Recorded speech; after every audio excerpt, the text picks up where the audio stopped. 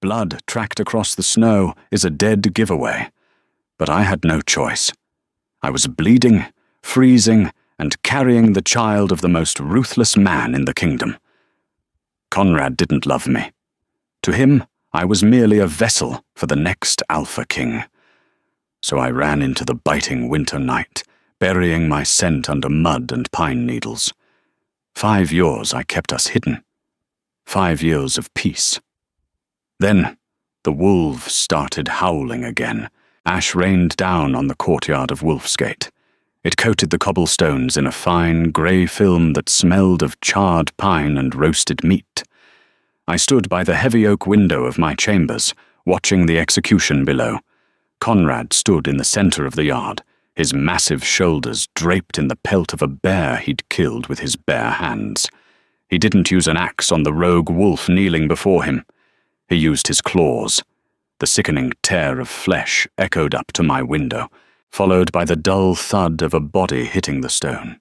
My stomach heaved. I gripped the windowsill, my knuckles turning white, and squeezed my eyes shut. The nausea wasn't just from the violence. Violence was the currency of Conrad's realm, and I had been forced into bankruptcy a long time ago. No, this nausea was deep, hormonal, and terrifying. My hand instinctively dropped to my lower abdomen. The swell was barely noticeable yet, hidden beneath the heavy velvet and corsetry of my station. But I knew. 3 moons had passed since my bleeding stopped. 3 moons of chewing raw ginger in the dead of night, of bribing the washmaids to stay silent about the lack of soiled linens, of praying to any god that would listen that my body was simply stressed from the sheer brutality of my existence. But the gods were deaf to the prayers of a king's concubine. Conrad looked up, his eyes, a startling, predatory amber, locked onto my window. Even from this distance, the weight of his stare felt like a physical blow. He didn't see a lover when he looked at me. He saw a broodmare, a necessity to secure his bloodline. He wiped a streak of blood from his jaw with the back of a leather-clad hand and smiled. It was a cold, empty expression that promised nothing but ownership. I stepped back into the shadows of the room. Panic, cold and sharp as a butcher's knife, pierced my chest. If he found out I was with child, I would never leave this fortress. The child would be taken from me the moment the cord was cut. Conrad would mold him into a weapon, a mirror image of his own cruelty. I would be discarded, or worse, kept around just long enough to breed a spare. I refused to let my child's first memory be the smell of blood on his father's hands. Preparations had to be made quickly and quietly. I began stealing from the kitchens, dried venison, hardtack, a small wheel of salted cheese. I wrapped them in waxed cloth and hid them inside a hollowed-out footstool. I stole a heavy wool cloak from the guard's armory, one that smelled of old sweat and horse dander. It would help mask my scent. I hoarded copper coins, slipping them one by one into a leather pouch tied to my thigh. The night I left, the sky was a bruised purple, threatening a blizzard. It was perfect. The wind howled off the northern mountains, loud enough to cover the crunch of my boots on the frost-heaved ground. The castle was deep in its cups, celebrating the winter solstice with casks of dark ale and roasted boar. I slipped out through the postern gate, a rusted iron door used only by the scullery maids to dump the ashes.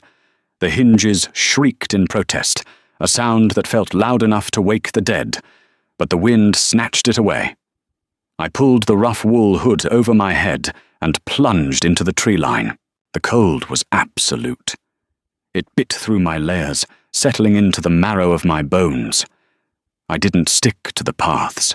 Paths were for prey. I waded through snowdrifts that reached my thighs, forcing myself into the dense, thorny underbrush.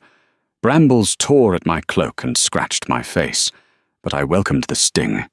It kept me awake. It kept me moving. Hours bled into one another.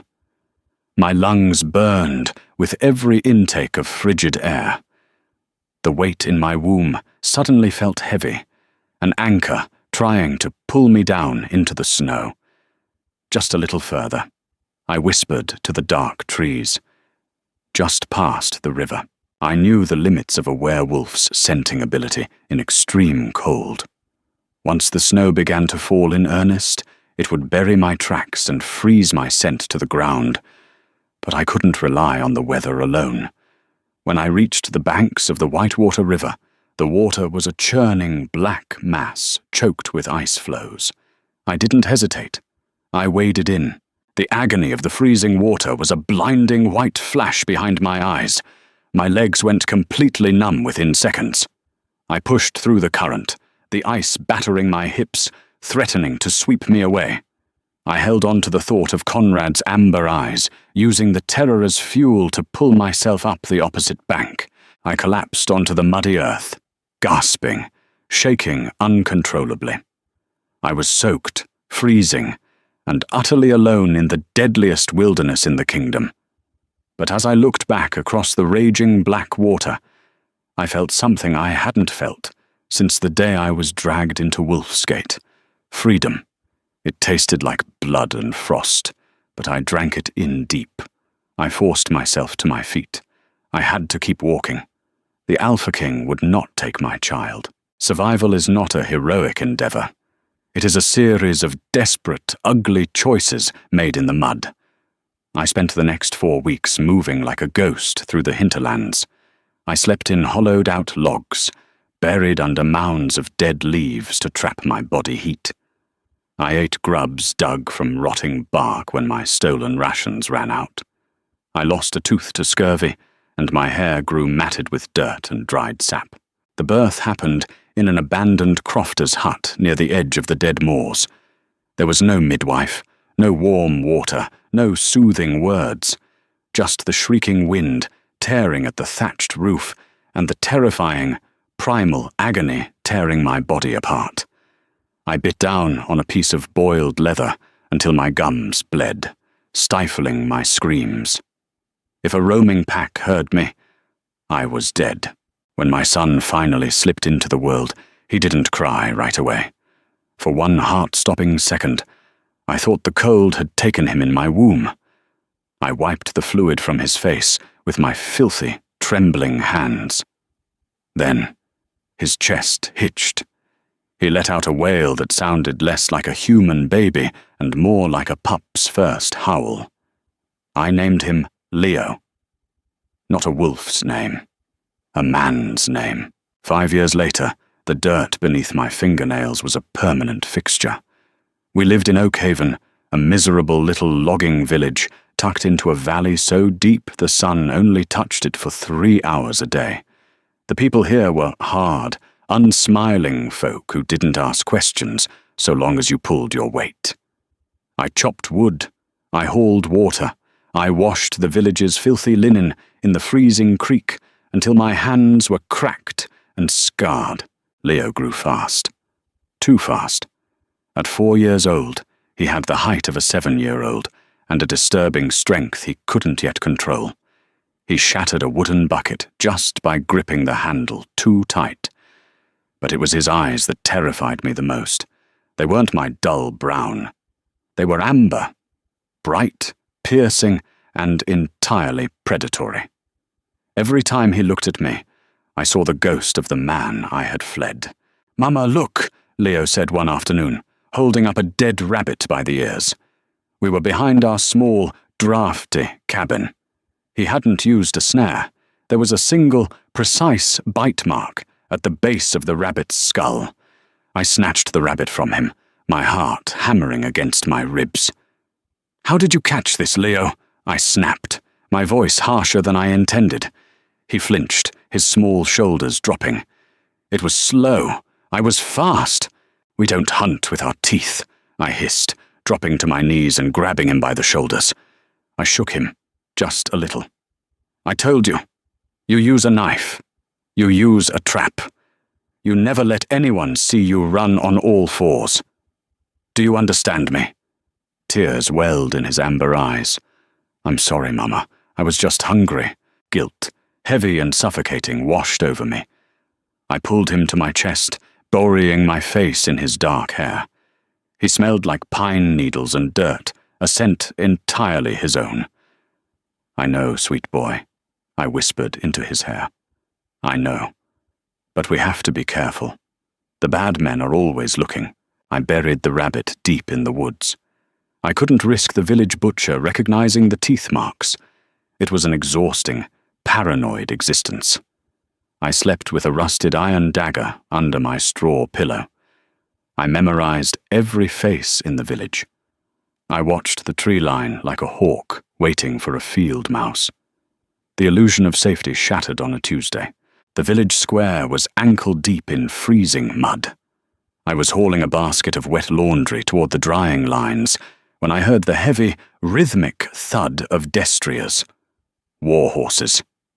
Not the sway-backed nags the local merchants rode. I froze, the basket slipping slightly in my grasp. Through the freezing mist, massive silhouettes materialized. 5 riders. They wore heavy armor, the dark steel absorbing the weak light rather than reflecting it. But it was the banner snapping in the cold wind that made my blood run instantly cold. A snarling wolf's head, embroidered in silver thread on a field of pitch black, Ironhold, Conrad's personal guard. They reined in their massive beasts in the center of the square. The villagers stopped their work, backing away with heads bowed in a mix of deference and sheer terror. The lead rider pulled back his hood. It was Bran, Conrad's captain of the guard, the man who executed the king's will with brutal efficiency. His eyes scanned the miserable crowd, lingering on the women, searching the faces of the children. "By order of King Conrad," Bran's voice boomed, bouncing off the wooden walls of the tavern. "The borders of the Whispering Pines are sealed. We seek a woman, brown hair, brown eyes. She harbors a stolen asset belonging to the crown." My lungs forgot how to pull in air. I dropped my chin to my chest, letting my damp, matted hair obscure my face, and turned slowly. I didn't run. Running triggers a predator's instinct to chase. I forced my legs to move at a steady, agonizingly slow pace toward the narrow alley between the blacksmith and the tanner's shop. "Get to the cabin," my brain screamed. "Get Leo, get the knife, run." I had been a fool to think I could outrun a wolf's memory. Conrad hadn't forgotten his property. He had just been waiting for the snows to melt, for the borders to clear, for a whisper of a child with amber eyes to reach his ears. The hunt wasn't over. It had only just reached my front door. Mud sloshed around my ankles as I turned down the alleyway, my breathing shallow and fast. I didn't run right away. A running woman draws the eye, and Bran had the eyes of a falcon.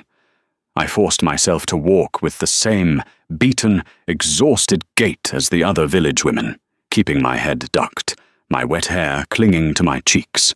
The stench of the tannery hit me, a foul wave of ammonia and rotting flesh. I welcomed it. It meant I was out of the main square. Once I rounded the corner past the vat-keeper's shed, I dropped the heavy laundry basket. It hit the muck with a wet thud. I hitched up my heavy wool skirts and sprinted. My boots tore through the frozen slush. My lungs, already burning from the bitter air, seized with panic. Oakhaven was a small settlement, a miserable cluster of timber and thatch clinging to the side of a ravine. But the distance to my cabin at the far edge felt like leagues. I passed the baker's wife, who gave me a strange look, but I didn't stop to offer a polite nod. I burst through the door of my cabin. The hinges screamed. Leo was sitting on the woven rug near the hearth, carefully stacking pieces of split kindling. He looked up, his amber eyes wide, registering the wildness in my posture instantly. He didn't ask what was wrong. At 4 years old, he had already learned to read the shape of my terror. "Get your boots, Leo," I said. My voice was a harsh rasp. Now, I didn't wait for him to move. I scrambled to the loose floorboard under my cot. My fingernails cracked, as I pried the thick oak plank up. Beneath it lay a oiled leather rucksack I had packed 3 years ago, and repacked every month since. It held flint, a skin of lamp oil, heavy wool socks, tightly wrapped bundles of dried venison, and a pouch of salt. I dragged it out, the leather stiff and cold in my hands. "Mama." Leo stood by the hearth, his small boots clutched to his chest. "We are playing the quiet game," I told him, closing the distance between us. I snatched the boots from his hands and shoved them onto his feet, my fingers fumbling with the stiff leather laces. "The hardest version we have ever played. You do not speak. You do not cry. You do not make a sound, even if it hurts. Do you understand me?" He gave a sharp, single nod. The gravity in his small face mirrored his father's chilling focus. It made my stomach twist, but I pushed the thought away. I grabbed handfuls of cold ash from the hearth. "Close your eyes." I smeared the coarse grey dust over his cheeks, his neck, his hair. I did the same to myself, rubbing it deep into my pores, masking the scent of our sweat and fear with the smell of dead fire. I grabbed the rusted iron dagger from beneath my pillow and shoved it deep into my boot. Heavy, mailed boots slammed against the wooden boardwalk a few houses down. The sound was distinct. Iron grinding on frozen wood. They were checking houses. "Open the door!" A deep, rough voice echoed through the thin walls of our neighbor's home. There was a crash of splintering wood, followed by a woman's terrified scream. My heart hammered against my ribs, a frantic bird trapped in a cage. I hauled the rucksack onto my shoulders and grabbed Leo. He was dense, his muscles packed tightly onto his small frame, but adrenaline fueled my arms. I hoisted him onto my hip. We couldn't go out the front. The back window faced a steep, muddy drop-off into a dense briar patch. It was our only way out. I unlatched the wooden shutters, wincing at the squeak of the iron hinges. The drop was nearly 10 feet into a tangle of thorns. I looked at Leo. "Hold on to my neck, tightly." He wrapped his small, powerful arms around me, nearly choking me with his grip. Bootsteps pounded on the boardwalk outside our cabin. Someone slammed a fist against the front door. "Open up! By order of the king!" I swung my legs over the windowsill. The wood scraped my thighs. I didn't hesitate. I pushed off the sill and dropped. We hit the briar patch hard. Thorns as thick as my thumb tore through my wool skirts, slicing into my calves and forearms. I bit the inside of my cheek until I tasted copper to keep from crying out. Leo was completely silent against my chest, his face buried in my shoulder. Above us, the cabin door was kicked off its hinges. It slammed into the floorboards with a deafening crack. I rolled, shielding Leo with my body, and dragged us deeper into the underbrush. The mud was freezing, seeping through my clothes instantly. We crawled on our bellies like worms beneath the lattice of thorny vines. Empty. A voice drifted from the open window above us. "Check the hearth," Bran's voice commanded. It was calm, authoritative, and terrifyingly close. "Ashes are disturbed. Someone was just here. Search the perimeter." I didn't wait to hear more. I pushed up into a low crouch and started moving toward the tree line. The cragwood was a dense, ancient forest that choked the valley entirely. Horses couldn't navigate the tightly packed trunks and exposed roots. If we could get deep enough, the riders would have to dismount. But Conrad's men weren't just riders. They were wolves. We reached the edge of the trees, just as a shout rang out from the cabin behind us. "Tracks in the mud! Down the embankment!" I hiked Leo higher on my hip and broke into a run. The cragwood swallowed us whole, plunging us into a green-black twilight. Roots twisted out of the ground like skeletal fingers, trying to trip me. Low-hanging branches whipped my face, leaving stinging red welts. I ignored the pain. I ignored the burning in my chest. Every step took us further from the village. But the forest offered no real sanctuary. It was a sprawling maze of deadfalls and jagged ravines. I knew the terrain for a few miles, having foraged for mushrooms and traplines, but beyond that was uncharted territory. I ran until my legs felt like lead weights, until the taste of blood in my mouth was overwhelming. When I finally collapsed against the mossy trunk of a massive oak, I was miles from Oakhaven. I set Leo down. My hands were shaking so violently I couldn't unbuckle my canteen. "Are the bad men coming?" Leo asked softly, brushing a stray leaf from my hair. I looked back the way we came. The forest was silent, but it was a deceptive, heavy silence. "Yes," I breathed, pulling him close. "But we won't be here when they arrive." Night fell like a heavy woolen blanket over the cragwood. The temperature plummeted, turning the damp air into a biting frost that coated the dead leaves in ice. We had been moving for 6 hours straight. My boots were soaked through, my toes completely numb. Every muscle in my body screamed in protest, a chorus of exhaustion that begged me to just lie down in the snow and close my eyes. But I kept moving. To stop was to die. Leo trotted beside me, his small hand wrapped tightly in mine. He wasn't panting. He wasn't stumbling. The sheer stamina of his bloodline was terrifying to witness in a child. He moved through the treacherous, root-choked terrain with an instinctual grace, his amber eyes scanning the dark woods with a clarity I didn't possess. "Mama, wait," Leo whispered, suddenly yanking on my hand. I froze, instantly dropping to one knee beside him. "What? What do you hear?" He tilted his head, his nostrils flaring slightly. "Not here. Smell, wet metal, and anger." My blood turned to ice. Shifters in their human forms wore steel. Shifters in their wolf forms radiated a pheromone of aggression when on a hunt. Conrad's trackers had caught our scent. The ash hadn't been enough to fool them, not once they got close. A low, resonant sound vibrated through the trees. It wasn't a howl.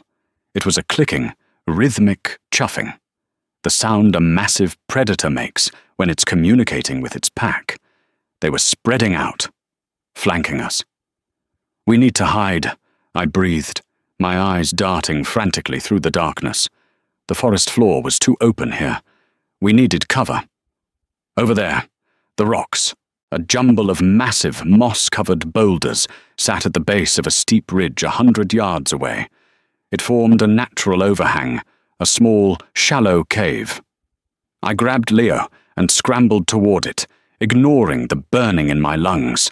We threw ourselves into the narrow crevice beneath the rocks, just as the snapping of twigs echoed from the direction we had just come. I shoved Leo deep into the back of the small space, packing him behind a pile of loose stones.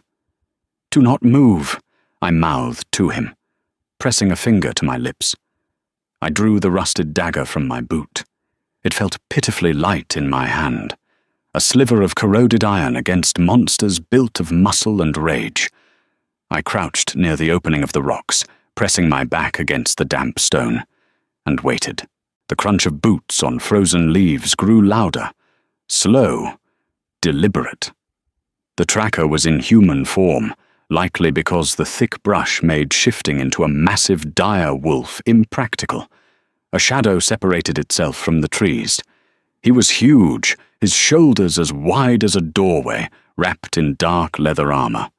He held a drawn short sword in his right hand. He stopped 10 feet from our hiding spot, turning his head slowly. He was scenting the air, his chest expanding with a deep breath. I stopped breathing. I willed my heart to stop beating. He took a step toward the boulders, then another. He didn't see us yet, obscured by the deep shadows of the overhang, but his instincts were pulling him right to us. He crouched, his boots scraping against the gravel just inches from my face. If he found Leo, he would drag him back to Conrad. He would kill me without a second thought. I didn't think. I reacted with the pure, feral desperation of a cornered mother. I lunged out of the darkness. I didn't go for his chest. The leather armor would deflect my rusted blade. I drove my entire body weight forward, slamming my free hand full of dirt and freezing mud directly into his eyes. He roared, dropping his sword to claw at his face, stumbling backward. I didn't stop. I threw myself at his waist, driving the iron dagger upward with everything I had. The blade sank into the soft tissue under his chin, grating against bone as it pierced his throat. Hot, thick blood sprayed across my face and chest. It smelled of copper and wild musk. The man choked, his eyes wide and unseeing in the dark, his massive hands grabbing my shoulders. He was incredibly strong. Even dying, his grip bruised my skin down to the bone. He threw me aside like a rag doll. I slammed into the trunk of a tree, the wind knocked completely out of me. I gasped, tasting dirt and blood, frantically searching for my dagger. It was gone, embedded in his neck.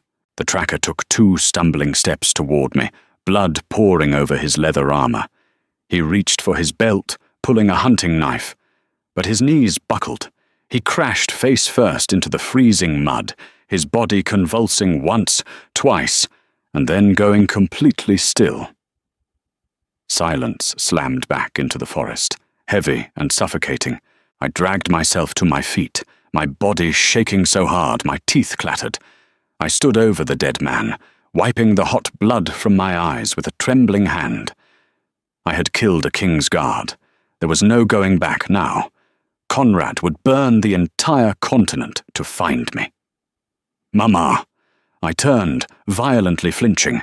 Leo was standing at the edge of the rocks. He wasn't looking at me. He was looking at the dead man. He stepped closer, his small boots squelching in the bloody mud. "Leo, look away," I choked out, reaching for him. But he didn't look away. His amber eyes were wide, but they held no fear. No tears. He stared at the pooling blood with a cold, terrifying curiosity. For a split second, the moonlight caught his face, and my breath hitched. He looked exactly like his father. Conrad's heir wasn't just a title. It was a violently encoded instinct, and I realized with a sickening drop in my stomach that running might not be enough to save my son from the monster in his own blood. Panic is a luxury you cannot afford when you are hunted. I stared at the dead man in the mud, my chest heaving, the metallic stench of his blood filling my nose. Hot tears prickled at the corners of my eyes, but I forced them back. Crying wouldn't save us. Action would. I turned to Leo. He was still watching the corpse, his small face an unreadable mask. "Look at me," I commanded. My voice cracked, betraying my terror, but I cleared my throat and stepped into his line of sight. "Leo, look at me." He blinked, pulling his amber gaze away from the blood, and looked up at my face. "We do not speak of this," I said, gripping his small shoulders. "We do not remember this. Do you understand? We have to keep moving." He gave that same sharp, terrifyingly mature nod. I released him and dropped to my knees beside the tracker. My stomach rolled violently, threatening to empty the meager contents of my last meal, but I swallowed the bile. Survival demands ugliness. The man weighed as much as a draft horse, thick with muscle and heavy leather armor. I couldn't leave him out in the open. His blood was a screaming beacon to the rest of the pack. I grabbed him by the heavy collar of his tunic. I dug my boots deep into the freezing mud, braced my legs, and pulled. My muscles tore. A ragged gasp ripped from my throat as I dragged his lifeless bulk 3 feet backward, shoving him into the deepest, darkest crevice beneath the boulders. I furiously kicked loose gravel, dead leaves, and clumps of moss over his legs and torso. It wasn't enough to fool a wolf's nose, but it would hide him from the ravens. If the carrion bird started circling, Bran would find us within the hour. Before I completely covered him, I stripped him of his belt. I unbuckled his heavy wool cloak, stained at the collar with his own blood, and wrapped it around myself. It smelled like wet dog, pine pitch, and sweat, but it was incredibly warm. I took his hunting knife, a heavy piece of dark steel, and slid it into my boot where my rusted dagger used to be. I took his canteen. I took a small pouch of dried meat from his pocket. I was a scavenger, picking the bones of a predator, and I felt no remorse. "Come," I whispered to Leo, holding out my hand. His fingers slid into mine. His skin was warm, too warm for a child standing in the freezing remnants of a winter storm. We abandoned the tree line and headed toward the sound of rushing water. Blood trackers rely on the ground. They smell the crushed grass beneath a boot, the microscopic flakes of dead skin left on a branch, the sweat that drips into the soil. Water washes all of that away. We reached the icy creek that fed the valley and waded in. The freezing water shocked my system, numbing my feet instantly until they felt like heavy, dead stumps of wood. I hiked my soaked skirts up to my thighs, dragging Leo against my side to keep the current from sweeping him away. We walked in the freezing water for 3 miles. The moon dipped behind the jagged peaks of the mountains, plunging the forest into a suffocating, ink-black darkness. Every shadow looked like a crouching wolf. Every snap of a freezing branch sounded like breaking bone. I navigated by the sound of the water and the faint, pale glow of the snowbanks on the banks. Leo didn't complain. He didn't cry that his feet were cold. He trudged through the rushing water, his small jaw set tight, his amber eyes reflecting the harsh, ambient light. He was adapting to the wilderness with a frightening speed. He wasn't just surviving the elements, he was studying them. He was becoming the thing I feared most, right before my eyes. Where do you hide from monsters who can smell fear? You go where they cannot breathe. I had heard whispers in the tavern back in Oakhaven. Drunken loggers spoke of the Silver Peaks, a treacherous mountain range to the deep west. The old mines there were completely abandoned. No animals lived in the foothills. No birds nested in the trees. The raw silver ore embedded in the stone poisoned the soil, and for shifters, the silver dust in the air was brutally toxic. It burned their lungs and thinned their blood. It was a barren, deadly place. It was our only chance. I forced us out of the water when the creek turned south. We had to head west. The terrain grew steeper, the mud giving way to jagged, shale-covered inclines that tore through the leather of my boots. My lungs burned with every breath. Exhaustion wasn't just a feeling anymore. It was a physical weight pressing down on my spine, begging me to lie down in the frost and just go to sleep. Conrad's eyes. I forced the image into my mind every time my knees buckled. Conrad's hands on my son. The terror was a bitter medicine, but it kept my legs moving. By the time the sky began to bleed a pale, bruised grey, we had cleared the dense tree line of the cragwood. Before us stretched the foothills of the mountains. The trees here were skeletal, twisted things, stripped of bark and life. The air felt thin and sharp. I collapsed against a dead, petrified tree stump, dragging Leo down with me. We huddled beneath the stolen cloak, 2 freezing ghosts clinging to the edge of the world. We had survived the night. But as I looked back at the sprawling, dark canopy of the forest below, I knew the hunt was only just beginning. Morning broke without warmth. The sky remained a solid sheet of bruised iron, heavy with the promise of a blizzard. We had rested for exactly 1 hour. Any longer, and the freezing temperatures would have stopped my heart. When I forced myself to stand, my joints screamed. The wet wool of my skirts had frozen stiff, slapping against my bruised legs like wooden boards. "Up, Leo," I croaked. My voice was entirely gone, shredded by the freezing air and dehydration. He didn't move immediately. He was curled into a tight ball beneath the bloody cloak. When he finally uncurled, A violent shiver racked his small frame. He sat up, and my heart slammed against my ribs. His nose was bleeding. A thin, dark trickle of red stained his upper lip. He rubbed at it with the back of his filthy hand, smearing the blood across his ash-covered cheek. He coughed, a dry, rattling sound that came from deep in his chest. "Mama, my throat hurts," he rasped. He sounded incredibly small, suddenly stripped of that unnerving, predatory maturity he had shown in the woods. He sounded like a 4-year-old boy. The air. We had reached the edge of the silver deposits. The microscopic dust blowing off the barren peaks was already working its way into his lungs. The very thing that would protect us from Conrad's pack was slowly poisoning my son. Guilt, sharp and suffocating, clawed at my throat. What kind of mother brings her child to a poison wasteland? The kind who has no other choice. "I know, sweet boy. I know," I whispered, dropping to my knees.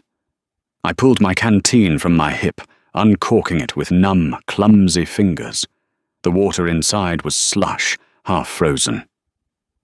"Drink this. Just a little." He took a small sip, wincing as the ice-cold water hit his raw throat. "We are close," I lied, wiping the blood from his chin with the edge of my sleeve. "Just a little further up the mountain.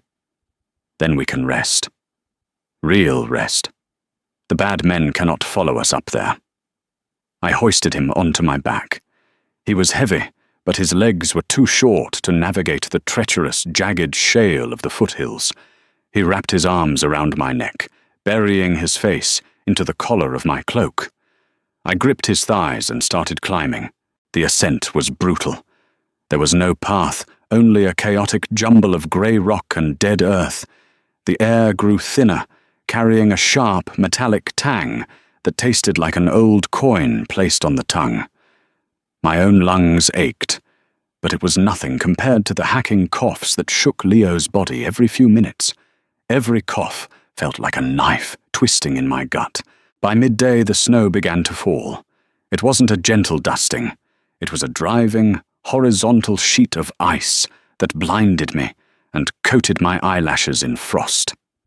We found shelter by pure, desperate luck.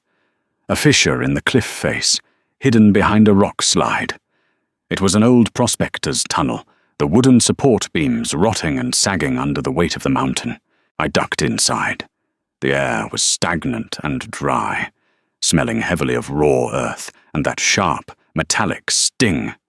But it blocked the wind. I laid Leo down on a relatively smooth patch of stone deep inside the cave, wrapping the heavy cloak tightly around him. He was burning up with a fever, his skin radiating unnatural heat, a biological reaction to the silver in his blood. I took the stolen hunting knife and sat cross-legged at the mouth of the tunnel. The snow outside was rapidly accumulating, burying our tracks, turning the world into a howling white void. I pulled my knees to my chest, gripping the heavy steel hilt until my knuckles turned white. I thought of Conrad. I pictured him standing in his great hall, receiving the news that his tracker was dead. A mere human woman had killed one of his elite guards. He wouldn't be enraged. He would be fascinated. It would make the hunt sweeter for him. He wouldn't stop. He would send Bran. He would send the entire Ironhold. A sound cut through the howling wind. It was faint at first. A low, resonant vibration that I felt in the soles of my boots before I actually heard it. I stood up, pressing my back against the cold stone of the cave wall, peering out into the blizzard. At the base of the foothills, a mile below our position, a massive silhouette broke through the tree line. Then another, and another. They were in their wolf forms, massive, nightmarish beasts the size of draft horses, their fur a mix of pitch black and slate grey. They didn't move like dogs. They moved with coordinated military precision. There were a dozen of them, fanning out across the base of the mountain. In the center of the formation stood a lone figure in human form. He wore a heavy black fur cloak that whipped violently in the wind. Even from this distance, through the blinding snow, I knew him. Bran. They stopped exactly at the tree line. The wolves paced anxiously back and forth, snapping their jaws at the air, their hackles raised. They were scenting the metallic wind blowing off the peaks. They knew what was up here. The silver boundary. Bran looked up. He didn't know exactly which cave we were in, but he knew we were up there. He cupped his hands around his mouth, his magically enhanced voice carrying over the roaring wind, booming up the side of the mountain like thunder. "Nora!" I squeezed my eyes shut, clapping my hands over my ears. "You have nowhere left to run. The silver will kill the boy before the sun rises. Bring the king's son down, and your death will be quick. Keep him up there, and we will wait until you carry his corpse to us." I sank to the floor of the cave, pulling my knees tight against my chest. I looked back into the gloom. Leo was shifting restlessly, a soft, pained whimper escaping his lips. His nose was bleeding again. Bran wasn't lying. The mountain was a sanctuary, but it was also a tomb. We had escaped the wolves, only to lock ourselves in a cage made of poison. Silence is a liar. In the mouth of the prospector's tunnel, the silence told me we were safe from the wolves, but the rattling breath of my 4-year-old son told the brutal truth.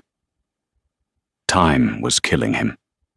I sat beside Leo on the freezing stone, watching the fever cook his small body.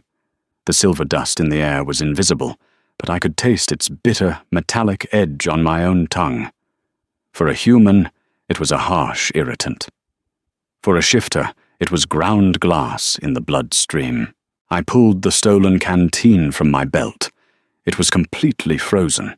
Desperate, I unlaced the heavy wool of my tunic and pressed the freezing iron flask directly against my bare stomach, praying my fading core temperature would be enough to melt the ice. I shivered violently, my teeth clicking together in the dark. If we stayed in this shallow cave, Leo would be dead before the blizzard broke. If I carried him down the mountain, Bran would bind us in iron chains and drag us back to Ironhold. Surrender was not a guarantee of life. It was a guarantee of enslavement. Neither was an option. I had to think like a human, not prey. The men who dug these tunnels over a century ago were ordinary laborers. They sought the silver veins, but they couldn't live breathing in the toxic dust any more than a wolf could. They needed ventilation. They needed deep shafts to reach the underground aquifers to wash the ore and supply their camps. A shallow cut into the rock wouldn't require heavy timber supports, but this cave had massive, rotting oak beams framing the entrance. That meant it went deep. It meant there was a path through the mountain, away from the concentrated silver deposits on the surface. I pulled the canteen from my shirt and shook it. A faint slosh of water echoed inside. I uncorked it and lifted Leo's head. "Drink," I whispered. My voice was a broken rasp. His lips were cracked and bleeding. He swallowed the freezing slush with a grimace, coughing weakly as it hit his throat. His amber eyes flickered open, but the predatory sharpness was gone. They were clouded, unfocused. "Mama, my blood hurts." "I know," I said, wiping a fresh streak of crimson from his nose. "We are leaving this spot. We are going deep into the dark. You have to be brave." He gave a tiny, almost imperceptible nod. I stood up, leaving the heavy, blood-stained cloak wrapped securely around him. I needed my hands free. I walked deeper into the tunnel, running my bare hands along the freezing, jagged walls.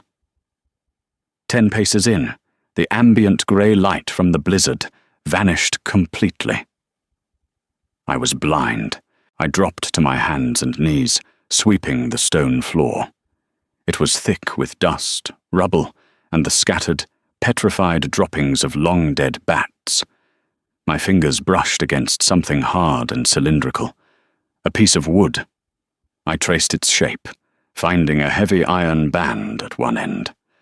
An old miner's torch. Hope is a dangerous thing, but I clung to it. I pulled the flint from my pouch. My hands were shaking so severely I struck my own knuckles twice, tearing the skin, before a spark finally caught the ancient, pitch-soaked rag wrapped around the wood. It flared to life with a loud hiss, casting a flickering, sickly orange glow against the tunnel walls. The light revealed a nightmare. The tunnel didn't just go straight back, it plummeted. A steep, narrow decline dropped away into the abyss. The wooden steps long since rotted into splintered teeth. The walls were shimmering with raw veins of silver ore, sparkling maliciously in the firelight. This was the source of the poison. We had to get past it, down to the bedrock where the water flowed. I returned to Leo and hoisted him onto my back. He felt limp, his chin resting heavily on my shoulder. I wrapped his arms around my neck and tied them together with a strip of leather torn from the hem of my skirts. If he passed out, I couldn't risk him slipping off into the dark. I held the torch in my right hand and the heavy hunting knife in my left. "Hold on," I told him. I stepped over the lip of the decline. The descent was agonizing. The rotted wood of the stairs crumbled under my boots, forcing me to kick steps into the loose shale and packed earth. Every jolt sent a spike of pain up my spine. The air grew steadily colder, but it also grew heavier. The metallic taste began to fade, replaced by the damp, earthy smell of deep subterranean rock. We climbed down for what felt like hours. My legs trembled uncontrollably. The muscles in my calves burned, screaming for rest. But I ignored them. I focused on the sound of Leo's breathing. It was still shallow, still wet, but the coughing fits were spacing out. We were leaving the worst of the silver behind. Suddenly, the narrow shaft opened up. I stepped off the final, crumbling ledge, and my boots hit solid, flat stone. I held the torch high. We were standing on the edge of a massive natural cavern. The ceiling was lost in the gloom above. Stalactites hung like giant stone spears. But it was the sound that brought tears of pure, desperate relief to my eyes. Rushing water. A deep, black subterranean river tore through the center of the cavern, churning violently against the stone banks. Water meant an exit. It meant the mountain was hollowed out, carving a path entirely under the silver peaks to the valleys on the western side. I lowered Leo to the ground. He slumped against the damp rock wall, his chest heaving. The fever was still burning him alive, but his nose had stopped bleeding. I knelt by the river, cupping the freezing, pure water in my hands, and brought it to his lips. "Drink," I urged. "Wash it out." He drank greedily, the cold water soothing his raw throat. For a brief second, I let myself believe we had won. We had beaten the mountain. We had outsmarted the Alpha King's hunters. Then, a pebble skittered down the shaft behind us. Echoes in the deep dark are impossible to judge, but the sound was distinctly unnatural. It wasn't shifting rock. It was a boot scraping against stone. I spun around, instantly snuffing out the torch in a puddle of muddy water. Plunged into absolute pitch black, my senses dialed up to a painful degree. I held my breath, gripping the heavy steel of the hunting knife until my knuckles ached. Above us, in the narrow shaft we had just descended, a heavy weight shifted. Loose gravel rained down, splashing into the river. They followed us. My mind raced, frantically calculating the impossible. Pure-blooded wolves couldn't survive the silver concentration at the cave mouth. Their lungs would hemorrhage before they took 10 steps. But Conrad's pack wasn't just pure bloods. He employed half-breeds, bastards born of human women who possessed neither the ability to shift nor the overwhelming strength of a true wolf, but retained the heightened senses and a partial immunity to silver. Bran had sent a hound into the burrow. "I can hear your heart beating, little bird." The voice drifted down the shaft, echoing off the cavern walls. It was a male voice, raspy and arrogant. a half-breed named Harlan. I remembered him from the courtyard at Wolfsgate. He was a cruel, rat-faced man who enjoyed breaking the fingers of the scullery maids when they displeased him. "The king wants the pup alive," Harlan called out, his boots crunching slowly down the final steps of the decline. He was lighting his own way. A faint yellow glow began to bleed into the cavern. But he didn't say what condition I had to bring the mother back in. "You've caused us a lot of trouble, Nora. Bran is furious. The snow is freezing his pure-bred balls off." I didn't answer. I knelt beside Leo, my hand clamping firmly over his mouth to muffle his ragged breathing. I pressed my lips to his ear. "Do not make a sound," I breathed, barely moving my lips. I grabbed the leather strap binding his arms, untied it, and shoved him into a narrow recess between two massive stalagmites near the river's edge. I draped the dark wool of my torn skirts over him, hiding him in the shadows. Harlan stepped off the ledge, holding a flickering oil lantern high. In his other hand, he held a cruel, curved skinning knife.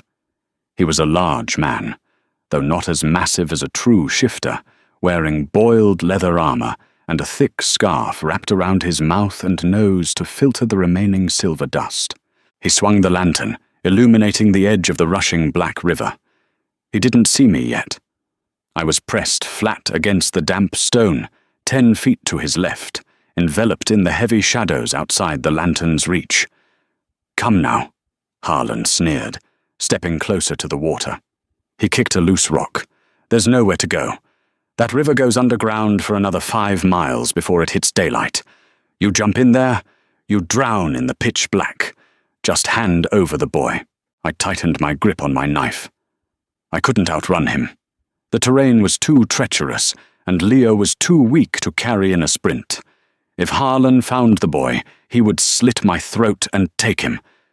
This had to end here, on the edge of the black water. I didn't wait for him to find me. I pushed off the stone wall. I didn't scream. I didn't announce my attack. I moved with silent, lethal intent, closing the distance in 3 long strides. Harlan heard the splash of my boots in the shallows. He spun around, raising his lantern just in time to illuminate the descending arc of my blade. I aimed for his neck, but he was fast. A half-breed's reflexes were still vastly superior to a human's. He blocked my strike with the heavy iron base of his lantern. The glass shattered violently, extinguishing the light and plunging us back into the suffocating dark. He lunged forward, slamming his shoulder into my chest. The impact knocked the breath from my lungs and sent me crashing backward into the freezing river. The current instantly tore at my legs, threatening to drag me under. Harlan didn't hesitate. He waded in after me, guided by the sound of my thrashing. His hand shot out in the dark, his thick fingers tangling in my wet hair. He yanked my head back with a brutal force, pulling my throat taut. I felt the cold, sharp edge of his skinning knife press against my carotid artery. "Stupid bitch," he hissed, his hot breath smelling of stale meat and chewing root. "I'm going to enjoy this." I didn't thrash. I didn't pull away. I let him think he had won. I let my body go completely limp, sinking slightly under his grip. As his grip shifted to accommodate my dead weight, I struck. I didn't use my knife. I drove my knee upward with every ounce of kinetic energy left in my exhausted body. I aimed squarely between his legs. Harlan let out a strangled, high-pitched gasp. The knife slipped from my throat. His grip on my hair loosened just enough for me to twist violently away. I lunged forward in the pitch-black water, tackling him around the waist. We crashed beneath the surface of the freezing river. The cold was paralyzing. The current battered us against submerged rocks. Harlan thrashed wildly, his heavier bulk giving him the advantage. He punched me blindly, his fist connecting solidly with my jaw. White lights exploded behind my eyes. I was losing my grip. I was drowning. My hand brushed against the heavy leather of his belt. I felt the iron buckle. I felt the sheath of his dagger. I didn't pull away. I pulled myself toward him. I grabbed the thick collar of his boiled leather armor with my left hand, anchoring myself to him in the churning water. I brought my right hand up, the heavy hunting knife still locked in my grip. I drove the blade deep into the soft tissue under his ribs. Harlan screamed, a muffled, bubbling sound that was instantly swallowed by the rushing river. He convulsed, his hands clawing uselessly at my face in the dark water. I twisted the heavy steel handle, dragging the blade upward through his diaphragm. He went rigid, then his body went completely slack. I released his collar and kicked away, breaking the surface of the water with a gasping, ragged breath. I dragged myself onto the rocky bank, my chest heaving, coughing up freezing river water. I lay there in the absolute darkness, listening. There was only the sound of the rushing water. Harlan's body was gone, swept away into the subterranean deep. I lay in the dark, battered, freezing and bleeding from a dozen cuts. I was turning into a butcher, carving my way through men just to keep my child breathing. I pushed myself up onto my hands and knees, ignoring the agonizing throb in my jaw. "Leo," I croaked into the blackness. A small, warm hand found my shoulder in the dark. Leo had crawled out of his hiding spot. He wrapped his arms around my wet, freezing neck. He didn't ask what happened. He didn't cry. "I'm here, Mama," he whispered in the dark. I held him tight, pulling myself to my feet. We had a river to follow. Walking blindly through the belly of a mountain strips you of your humanity, piece by piece. You become an insect, relying only on touch and sound. I kept my left hand pressed against the jagged, freezing stone wall, tracing the natural curves of the cavern, while my right hand held Leo's in a vice grip. The river rushed angrily beside us, an invisible, churning threat ready to drag us under if we strayed a foot too far to the right. Hours blurred into a single, agonizing continuum of cold and pain. My jaw throbbed where Harlan had struck me, a dull, rhythmic ache that kept time with my heartbeat. The soaked wool of my garments had begun to freeze again as the ambient temperature of the deep earth sucked the remaining heat from my bones. I was moving on borrowed time, fueled by a terrifying cocktail of adrenaline and maternal instinct. Leo, however, was changing. As we put miles between us and the toxic silver dust of the upper peaks, his ragged breathing smoothed out. The fever that had been cooking his blood dissipated into the damp cave air. His hand, gripped tightly in mine, no longer felt weak. In fact, he was gently pulling me forward. His shifter biology, freed from the poison, was knitting him back together at a terrifying speed. In the absolute dark, where I was practically helpless, my 4-year-old son was navigating the uneven, treacherous stone floor with the sure-footed grace of a predator. "Watch your step, Mama," he whispered into the blackness. "Big crack in the floor." I paused, tapping my boot forward. Sure enough, a wide fissure split the stone path, deep enough to snap an ankle. I stepped over it, my stomach tightening. He wasn't guessing. He could see in this pitch-black hellscape. His eyes were adjusting, tapping into a nocturnal lineage that belonged solely to the man hunting us. I was raising a weapon, and it was sharpening itself against the whetstone of our survival. Eventually, the heavy, suffocating air began to thin. A faint breeze brushed against my wet cheek, carrying the scent of damp earth, decaying leaves, and pine sap. It was the smell of the living world. A pinprick of pale, greyish-blue light broke the darkness ahead. It was so faint I thought my exhausted brain was hallucinating. But Leo dropped my hand and ran forward. "Leo, stop!" I rasped, terrified he would slip into the water. "Light!" he called back, his voice echoing off the narrowing tunnel walls. I stumbled after him, my legs trembling so violently I nearly collapsed. The pinprick grew into a jagged, uneven archway. The roar of the subterranean river shifted, morphing into the crashing sound of a waterfall tumbling out into a wide gorge.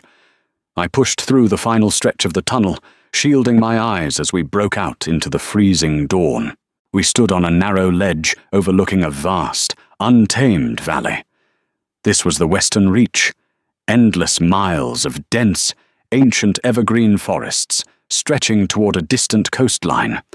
The silver peaks towered behind us, a physical and poisonous barrier between us and the Alpha King's domain. Conrad's pure-blooded trackers would never cross the poisoned mountain, and his half-breed hounds would think twice after Harlan failed to return. We had achieved the impossible. We had crossed the border. I fell to my knees on the frost-covered moss, my body finally surrendering to the brutal toll of the escape. I couldn't hold back the sob that ripped from my raw throat. It was a wretched, ugly sound, a release of 5 years of paranoia, terror, and blood. I wept for the innocent village woman I had been forced to bury under dirt and ash. I wept for the blood permanently stained on my hands. A shadow fell over me. I looked up through my tears. Leo stood at the edge of the cliff, the heavy, blood-stained cloak of the dead guard whipping around his small ankles in the morning wind. He wasn't looking down at the beautiful, sprawling valley. He was looking back at the mountain, back toward Ironhold. The weak morning sun caught his face. His jaw was set tight, muscles feathering under his pale skin. His amber eyes burned with an intensity that made the breath catch in my throat. There was no fear in him, no relief, just a cold, calculating stillness. "They won't stop," he stated. It wasn't a child's question. It was an alpha's assessment. "No," I whispered, wiping the grime from my face. "They won't." He turned back to me, the golden hue of his irises cutting through the cold morning mist. "Then we have to get stronger, Mama. Strong enough to kill the king." A chill that had nothing to do with the winter air settled deep into my marrow. I had dragged my son through hell to save him from becoming a monster. But as I stared at the chilling reflection of Conrad in Leo's eyes, I realized the bitterest truth of all. You cannot outrun blood. The Alpha King was already inside him. My war wasn't over. It had just changed battlegrounds. Thank you so much for journeying through the dark, freezing wilderness with Nora and Leo. If your heart raced during their deadly escape through the mountain, or if Leo's chilling final realization left you speechless, please hit that like button. We put our souls into crafting these deeply human, intense survival stories, and your support means everything. What do you think Leo will become? Will Nora ever truly be free of the Alpha King? Drop your theories in the comment section below. Don't forget to share this video with your fellow fantasy and dark romance lovers, and make sure to subscribe and ring the notification bell so you never miss out on our next thrilling tale. See you in the next one.